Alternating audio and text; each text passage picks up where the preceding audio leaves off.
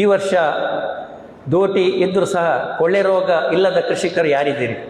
ಎಲೆ ಚುಕ್ಕಿ ಇಲ್ಲದ್ದು, ಎಲೆ ಚುಕ್ಕಿ ರೋಗ ಇಲ್ಲದ ಬಾಧಿಸದ ರೋಗ ಯಾವುದು ಉಂಟದು? ಇವತ್ತಿನ ಜ್ವಲಂತ ಸಮಸ್ಯೆ ಅಂತ ಕೇಳಿದ್ರೆ ನಳ್ಳಿ ಬೀಳುವಂಥದ್ದು, ಕೊಳ್ಳೆ ರೋಗ, ಅದೇ ರೀತಿ ಎಲೆ ಚುಕ್ಕಿ.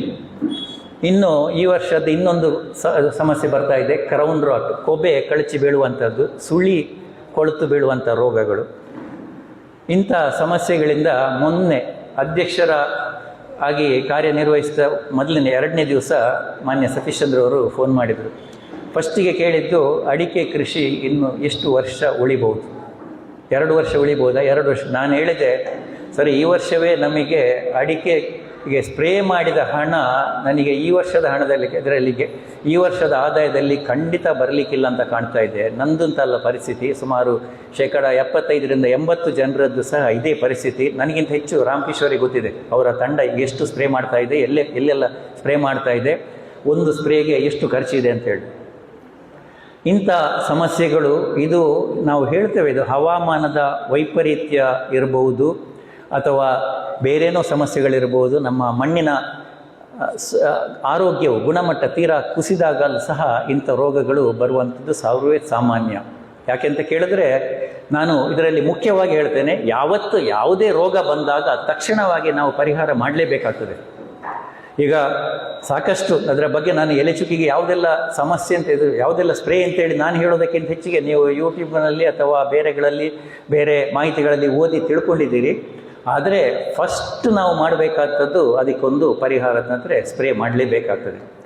ಈಗ ಎಲೆ ಚುಕ್ಕಿಯ ಸಾಮಾನ್ಯವಾಗಿ ಆಗಸ್ಟ್ ತಿಂಗಳಲ್ಲಿ ಎಲೆ ಚುಕ್ಕಿಯ ಆ ರೋಗದ ಫಂಗಸ್ ಬರೋದು, ಕೊಲೆಟೋಟ್ರಿಕಮ್ ಬೇರೆ ಒಂದು ಫಂಗಸ್ಸಿನ ತಳಿಯದು.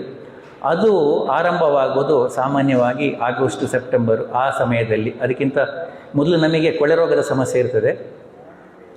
2 ದಿವಸ ಇದು ನಮ್ಮ ಎಳತ್ತು ಸೋಗೆ ಒದ್ದೆ ಆಗಿದ್ದರೆ, ವಾತಾವರಣದಲ್ಲಿ ಒಂದು 65-70% ತೇವಾಂಶ ಇದ್ದಾಗ, ಬುಡದಲ್ಲಿ ನೀರು ಎಳೆದು ಹೋಗದೇ ಇರುವಂಥ ಸಮಯದಲ್ಲಿ, ನಿರಂತರವಾಗಿ ಮಳೆ ಬರ್ತಾ ಇದ್ದರೆ, ನಮ್ಮ ಅಡಿಕೆ ಮರದ ಆರೋಗ್ಯ ಸ್ವಲ್ಪ ಕ್ಷೀಣಿಸಿದಾಗ, ಎಲ್ರಿಗೂ ಗೊತ್ತಿರುವಂಥ ಸಂಗತಿ, ನಾವು ವಯಸ್ಸಾದ ಹಾಗೆ ನಮಗೆ ಕಾಯಿಲೆಗಳು ಜಾಸ್ತಿ ಆಗ್ತಾ ಬರ್ತದೆ ಅಂತೇಳಿ. ಅಡಿಕೆ ಮರ ಸಹ ಇದಕ್ಕೆ ಅದಕ್ಕೊಂದು ಇದಲ್ಲ, ವಿರೋಧ ಅಲ್ಲ.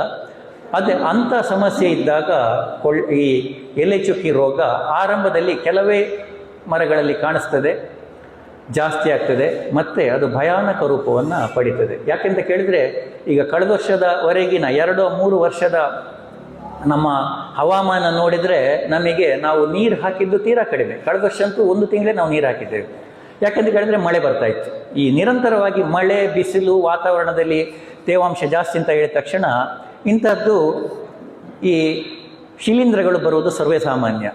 ಅದಕ್ಕೆ ಎಲ್ಲಿಂದ ಬರ್ತದೆ ಅಂತ ಕೇಳಿದರೆ, ನಮ್ಮ ತೋಟದಲ್ಲಿಯೇ ಒಟ್ಟಿಗೆ ಇರ್ತದೆ.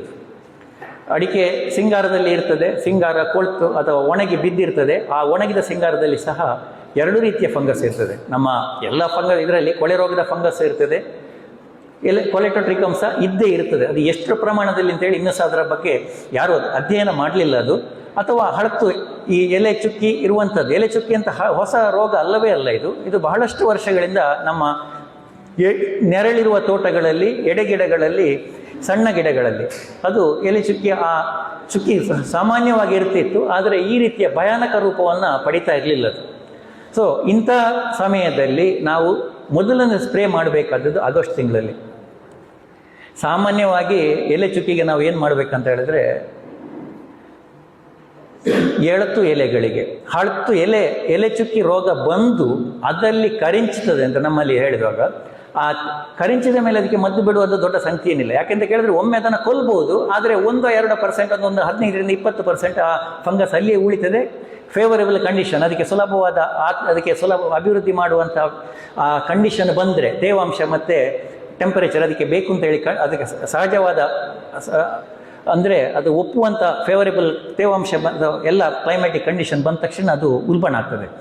ಸೊ ಅದಕ್ಕಿಂತ ಮೊದಲು ಇನ್ನು ಬಾರದಾಗೆ ಎಳತ್ತು ಒಳಗಿನ 5 ಗಿಡಗಳು, ಈ ಒಂದು ಸೋಗೆಗಳಲ್ಲಿ, ಈಗ ಒಂದು 10 ಸೋಗೆ ಅಡಿಕೆ ಮರದಲ್ಲಿ ಇದೆ ಅಂತ ಹೇಳಿದ್ರೆ, ಹೊರಗಿನ 3-4 ಸೋಗೆಗಳಲ್ಲಿ ಅದಕ್ಕಿನ್ನು ಯಾವುದೇ ನಾವು ಕೊಡುವ ಫೋಲಿಯರ್ ಸ್ಪ್ರೇ ಅಥವಾ ಅದಕ್ಕೆ ನ್ಯೂಟ್ರಿಯೆಂಟ್ಸನ್ನು ಅಥವಾ ಯಾವುದೇ ಮದ್ದನ್ನು, ಯಾವುದೇ ಔಷಧಿಯನ್ನು ತಗೊಳ್ಳುವಂಥ ಆ ಕ್ಷಮತೆ ತೀರಾ ಕಡಿಮೆ, ಇಲ್ಲ ಅಂತಲ್ಲ ತೀರಾ ಕಡಿಮೆ. ಅದಕ್ಕಿಂತ ಜಾಸ್ತಿ ಅದನ್ನು ಮಧ್ಯದ ಇದಕ್ಕೆ ಒಳಗಿನ ತಿರಿಗಳಿಗೆ ಬರುವಂತೆ ನಾವು ಸ್ಪ್ರೇ ಮಾಡಬೇಕಾಗ್ತದೆ. ಗೊನೆಗಳಿಗೆ, ಸಿಂಗಾರಕ್ಕೆ, ಎಳತು ಸಿಂಗಾರಕ್ಕೆ, ನಳ್ಳಿಗೆ ಸಹ ಸ್ಪ್ರೇ ಮಾಡಬೇಕಾಗ್ತದೆ. ಅದು 3 ಅಷ್ಟಕ್ಕೂ ಕೊಟ್ಟರೆ ಅದು ಸಿಸ್ಟಮೆಟಿಕ್ ಆಗಿ, ಅಂದರೆ ಅಂತರ್ವ್ಯಾಪಿಯಾಗಿ ಅದು ಒಳಗೆ ಮರದ ಒಳಗಿಂದ ತೆಕ್ಕೊಂಡು ಅದು ಬೇರಿನಿಂದ ತಿರಿಯವರೆಗೆ ಪಸರಿಸ್ತಾ ಇರ್ತದೆ. ಆ ಸಮಯದಲ್ಲಿ ಎಲೆ ಚುಕ್ಕಿ ನಾವು ಇನಿಷಿಯೇಷನ್ ಆಗುವುದಕ್ಕಿಂತ ಮೊದಲೇ ನಾವು, ಅಥವಾ ಹಿಂದಿನ ಒಂದು ಎಲ್ಲಿಯಾದರೂ ಎಲೆ ಚುಕ್ಕಿ ಇದ್ದರೂ ಸಹ ಅದನ್ನು ಸಾಯ್ತದೆ, ನಾಶ ಆಗ್ತದೆ ಅಂತ ಹೇಳಿ ಆದರೆ ಅದನ್ನು ನಾವು ಸ್ಪ್ರೇ ಮಾಡಿದರೆ ಹೆಚ್ಚಿನ ಫಲಿತಾಂಶ ಕಾಣ್ತದೆ.